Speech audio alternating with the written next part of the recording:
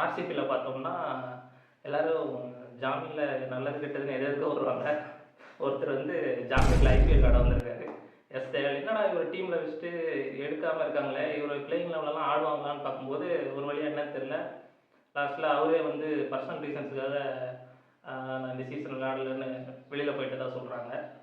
So வந்து அவருக்கு ரீப்ளேஸ்மெண்ட்டாக playing லெவலில் வந்து மங்கேஷ் யாதவ் விளாடுவாங்கன்னு நம்ம வந்து நம்மளோட இதில் சொல்லியிருந்தோம், டீம் டிஸ்கஷன் அனலைசிஸில் சொல்லியிருந்தோம் ஆர்சிபிக்கு. ஆனால் அவங்க நேற்று நடந்த மேட்ச்சில் அபிநந்தன் ஒரு பையன் ஆடிருந்தாங்க. அவர் டெபியூட்ன்றதுனால ஓரளவு டீசெண்டாக போட்டார். பட் அடிச்சிட்டாங்க, அடிச்சிட்டாங்க அவரை. பட் என்னன்னா ஆர்சிபி தாட்ஸில் வந்து நம்ம டிஸ்கஷனில் சொல்லியிருந்தது, டீம் அப்படியே தான் கரெக்டாக தான் நடந்துச்சு. ஒன்லி யாஸ்தேவ் மட்டும்தான், அது நம்ம பண்ண தப்பு இல்லை, அவர் பண்ண ஒரு தப்பால் அவர் விடப்பட்டார். ஸோ அந்த இடத்துல ரீப்ளேஸ்மெண்ட் வந்து ஒரு நியூ ஃபேஸை கொடுத்தாங்க. அவர் வந்து டீசெண்டாக போட்டாலும் சொல்ல மாட்டாங்க, ஓரளவு அடிச்சிட்டாங்களே சொன்னாங்க. ஒரு சின்ன பதட்டம் இருந்தது அவர்கிட்ட, அதை வந்து ஆப்போசிட் டீம் கரெக்டாக யூஸ் பண்ணிட்டாங்க தெரிஞ்சு. அப்புறம் அவர் நம்ம யஷ்தேவுக்கு பதிலாக அவங்க வந்து நான் எதிர்பார்த்த ரீப்ளேஸ்மெண்ட் வந்து தனுஷ்கா குணத்தில் நான் ஸ்ரீலங்காவில் ஒரு கேப்டன் அவரை தான் நான் ரீப்ளேஸ்மெண்ட் பண்ணுவாங்கன்னு எதிர்பார்த்தேன்.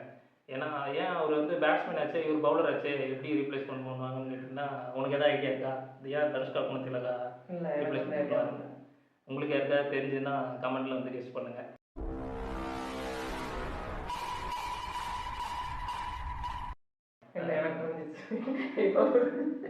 குணத்திலக்கா ஏன் வந்து எஸ்ஐல ரீப்ளேஸ்மெண்ட் பண்ணால் கரெக்டாக இருக்கும் அப்படின்னு கமெண்ட்ல யாராவது தெரிஞ்சவங்க இருந்தால் சொல்லுங்கள்.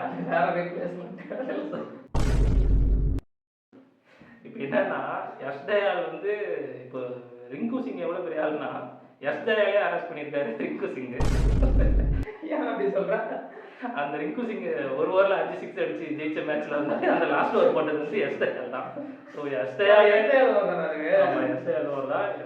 அரெஸ்ட் பண்ணியிருக்காருன்னா ரிங்கு சிங் எவ்வளோ பெரிய ஆளாக இருப்பாருன்னு பார்க்க வேண்டியதான்.